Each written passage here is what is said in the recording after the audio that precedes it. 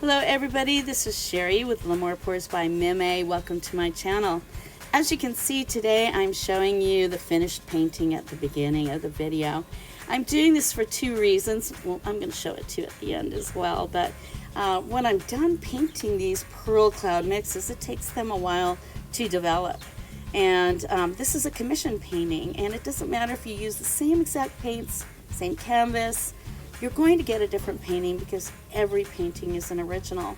And right now I've been asked for our local art gallery to do a collection for them in my local town, very local in Oceanside. But I'm so honored and I'm really excited. They haven't seen it, and you know what, neither have I. I have not seen my Cloud Pearl Pours yet by anybody else, and that is a yet because I'm hoping to teach all of you and see many out there. So today we're going to do a little bit of lesson on color theory and transparents and opaques and why we use them, because the colors are important but the palette is just as important. And this, I'm showing you the golden because it is a commission painting, so it will be all of my finest paints. That is Phthalo Blue, and there's a little line across the top there with black lines through it. That tells me it's a transparent paint. That's how golden shows their type of paint there is. This is ultramarine blue, also lined through it, black lines, also transparent. Now I also put in some Modern Masters Venetian blue in that ultramarine blue to make it semi-transparent, because Modern Masters is transparent.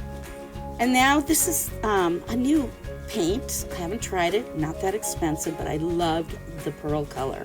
So I mixed that, and it's semi-transparent. There's a little square there at the bottom. You can freeze it next time. And I mixed some primary yellow with it to elevate that paint. Now, that cup was the Alzerian Crimson hue. It's very transparent, it's golden, and that heavy body is magenta, and it's very opaque. So again, I've mixed two to give me semi-transparent.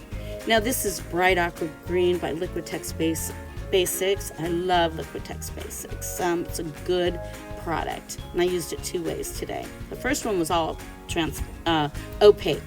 This is now semi-opaque because we've added in some iridescent pearl fine, which is transparent with that opaque paint. So there you have it, a light green semi-transparent paint.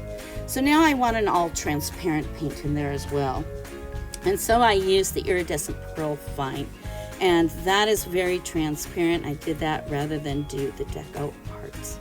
And our final color is Prussian blue, very opaque. So as you've seen, I've done a well-rounded combination of opaques, transparents, semi-opaque, semi-transparent to give a well-rounded paint palette, and the best effects will happen with that. So here we are with our cloud mix. It is Deco Arts Ultra Satin White. I also mixed some titanium white, both opaques by the way, 50-50, water to thin according to whatever painting I'm doing, and just a dab of Liquitex Medium. I don't know why, because Melly D says so. That's why. And I do watch all of these talented artists. I've learned so much from them, as I hope today you can learn from me. So I also, I'm getting started on this painting. I'm doing the ring pour. If you can, look at some color theory YouTube videos. It really will help you to understand why we transition from one color to another, how to avoid mud, so on and so forth. I hope one day I will do them as well, because I'm actually pretty educated on that. Right now, I'm just enjoying painting and feeling really good about it. So now I had at the bottom of the cup, which I put in first, my lighter colors and my cloud mix, so it would come out last. And the top of the cup is what I put in last to come out first, and those are my pearl colors. And at the end, I put a little more cloud mix in the middle of the painting, because my last few paintings, all the cloud mix was at the end, and I wanted a little more balance, and I wanted to change that composition up because it is a commission painting. I really wanted this to turn out as she had hoped, and it was far beyond my expectations. So here I'm going to teach you about watching the weight of your paint, while at the same time watching your composition. What is in your head? How do you want it to look? And I like paint coming off the top so it can come down and bring me some pearl cells.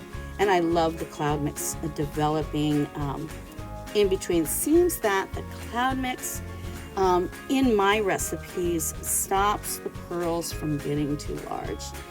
I may be wrong about that, but I think it's more than a coincidence at this point. So, and the white at the very top left-hand corner is not cloud mix.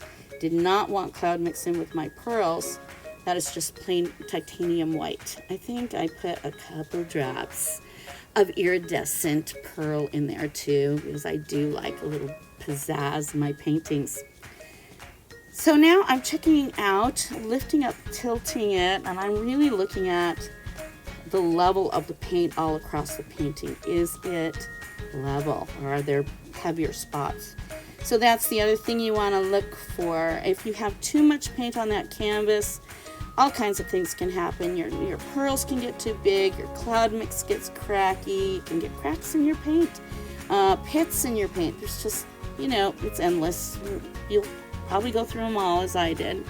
So here I am, I'm done. I know that it's not done developing, but I know from doing so many of these paintings it's developed enough to where it's not going to take over that painting. I'm ecstatic right here at this point. So what I'm putting over it is a frame my husband made. It's a huge frame. It fits my whole table. And we've covered it with mosquito nets, and it keeps out bugs and lint and hair and any kind of goobers that get in your painting when it's wet. And I don't need to move my painting because I could do 100 bloopers of how many paintings I put my fingers in, the dog's jumped over, the cat's gotten over, fallen on the ground. I get to keep my paintings right there and until the next morning. So here I am letting you see how it develops, and then I decided, okay, I'm going to wait for overnight, and here it is the next morning. Not quite dry, but I know it's done developing, and that is the most important thing. And oh my God, it turned out beautiful. I think it's my favorite. And sometimes I say that a lot, but it really is fun when you're finally painting and the things that you're trying to accomplish are actually happening. And it takes practice, you guys, but it's so worth it. So I hope you enjoyed this video, learned a little something. If you like what you saw, please subscribe. I am new. I do love doing this, and I need those likes and subscriptions so I can keep sending you these videos and keep making paintings like that. So you can make paintings like that. All right, thanks for watching. I'll see you at the next video.